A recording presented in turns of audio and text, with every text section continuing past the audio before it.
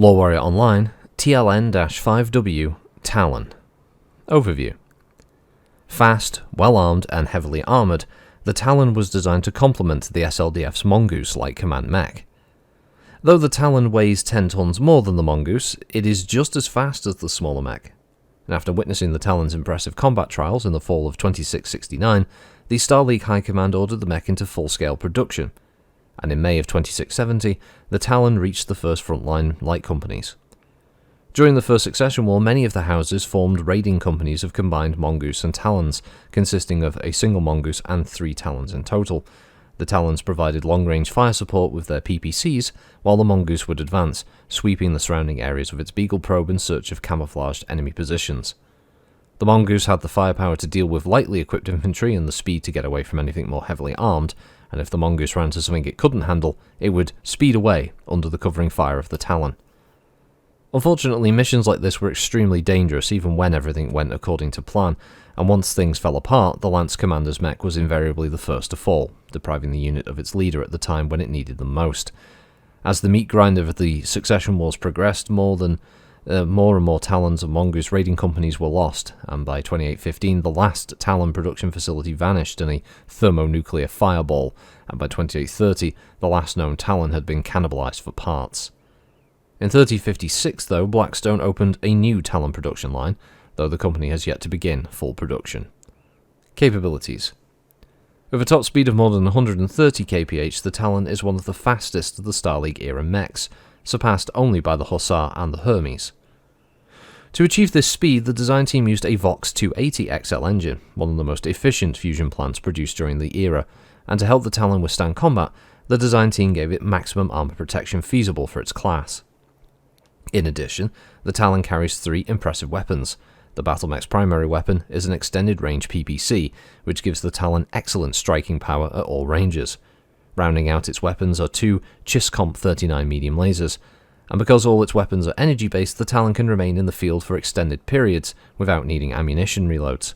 This capability makes the Talon a valuable asset of any light mech company. 3058 Upgrade. The Talon was first assigned to light mech companies in 2670 to bolster long-range firepower of the typically underarmed units. Once the design reached soldiers in the field, the Talon became an overnight success. Star League High Command placed more orders for the design than any other light mech design at the period, and commonly it was used to complement the lighter Mongoose, its long-range weapons providing covering fire should the recon unit find something it couldn't handle on its own. Once the first Star League disintegrated, all of the 5 major houses began buying up the light design as quickly as they could be made, but the harshness of the Succession Wars was far greater than the potential of the design, and the units of Talons and Mongooses would fall just as quickly as they were produced. The number of Talons in service remained relatively steady until 2815, when several tactical nuclear strikes took out the production facility that made the design. And from there, it was a mere 15 years when the last Talon was destroyed, not in combat, but for spare parts to keep a House Curious unit like Lance functional. The Inner Sphere wouldn't see another Talon again until 3056 when Blackstone Battlemechs announced that they would restart production of the once popular design. Sent to the Clan Occupation Zone border, the design didn't see combat until the Jade Falcons began an invasion of Coventry, where reports of its performance were highly favourable. Capabilities. While most designs use long-range weapons to compensate for slower speeds, or use impressive speed to get in close and use point-blank weapons, the Talon combines the best of both worlds. An extended-range PPC combined with a cruise speed of 87 kph and a maximum speed of 131 kph gives this 35-ton machine the ability to pick apart its enemy at long range, no matter the speed of the opposition. Indeed, Blackstone markets the Talon as being able to outrun anything it can't outgun. For the first few times when the Talon gets close to an enemy, it is well prepared. A pair of medium lasers mounted on the left arm allow it to return fire in an arc that its PPC might not be able to reach, and 7.5 ton of heavy armour give it enough stamina to stay in good working order until it can extract itself to a less hostile environment. Deployment. Despite being a light battle mech in a military that caters to assault weight class designs, the Talon is quite popular with the units that receive them. Following the rather successful tactics of the First Succession War units, company and battalion commanders have attempted to mimic the tactic of sending out a lance of 3 Talons and a Mongoose behind enemy lines for headhunting and supply disruption. Instead of a Mongoose, however, a Spectre is used to flush out enemy commanders. A few of these lancers exist, mostly on the Jade Falcon border, but no command has enough Talons or Spectres to outfit an entire company, as the original SLDF once did. Since the end of the Fedcom Civil War, the Archon has opened up the Talon for export, as he knew that most units would prefer to go back to the traditional, heavier formation that the Lyrans are known for. Despite giving preference to Lyran units who want the Talon, much of the slack in demand has been taken up by the Federated Suns and mercenary units rebuilding. The militaries of Comstar, the Free Razelhag Republic and the Draconis Combine have also taken an interest in this design and have purchased several lances for evaluation. Variants. Trying to push the envelope on quick long-range blitzes, Blackstone Battlemechs released the TLN-5Z or Z model, slightly slowing down the speed of the Talon by replacing the engine with a 245 rated light. The entire payload is taken out for an extended range large laser in each arm, and it does drop a heatsink. It includes both ferrofibrous and endo steel. With a nod to the notion of teamwork, a C3 slave system is installed, allowing a lance or company to relay targeting information to the pilot. Initially, this version was intended to be sold exclusively to the Lyran Alliance, but their lack of interest and intense lobbying has made this a popular export to the Draconis Combine and the Federated Suns. So it's another 35-tonner. It's a Blackstone QTS light chassis with a Edasish Motors 280XL engine. Its cruise is 86 and its max speed is 130 with no jump capability. Its armour is Talon Light Shield Type A. Its armament is a single Lord's Light 2 ERPPC and 2 Chiscomp 39 medium lasers. Manufactured by Blackstone Battlemechs Limited on the system of Einarchs. Its communication system is a Lockheed/CBM Comset 100 and its targeting and tracking is the Sturmfire Highlight with blind fire radar. It's an ugly spud of a mech, but damn it, it's powerful.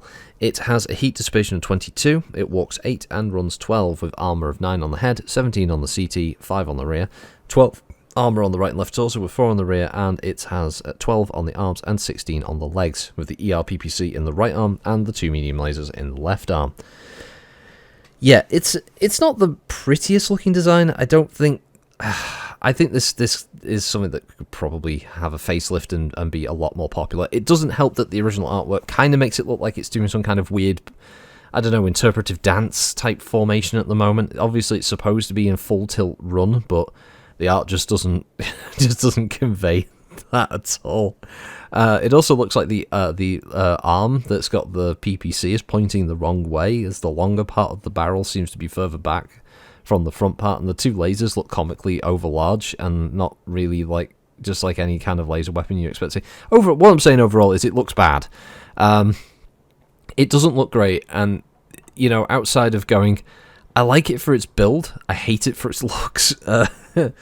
It's a tough sell, and obviously a lot of battle mechs are kind of iconic based on how they look a lot of the time, more so than what they're capable of doing. You know, when you think of battle mechs, you jump immediately things like Marauders, Hunchback, Atlas, Locusts. You know, these kind of things. Like just sticking to the original classic designs of BattleTech, the awesome, as I said, Atlas. Things like the Charger, Dragons, and all those kind of mechs are things that spring to mind. Not many people are ever going to say, "Oh, name your favorite light mech." They ain't going to say the Talon. You know, it's not something that jumps to mind.